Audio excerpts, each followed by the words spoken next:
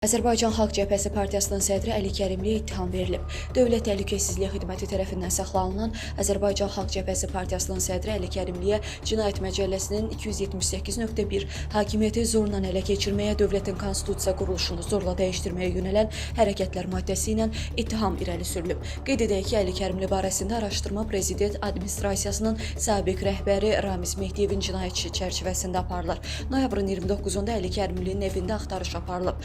Xatırladaq ki, oktyabrın 14-də Bakı şəhəri Səbail rayon məhkəməsi Ramiz Mehdiyev barədə cinayət işi üzrə qərar qəbul edib. Məhkəmə xüsusilə ağır cinayət əməllərinə görə cinayət məsuliyyətinə cəlb edilmiş Ramiz Mehdiyev barədə verilmiş vəsatəti təmin edərək 4 ay müddətinə ev dustaqlığı qət imkanı tədbiri seçilib. O cinayət məcəlləsinin 278.1 dövlət hakimiyyətini ələ keçirməyə yönələn əməllər, 274 dövlətə xəyanət və 193 1.3.2 cinayət yolu ilə əldə edilmiş əmlakı leqallaşdırma maddələri ilə ittiham olunur.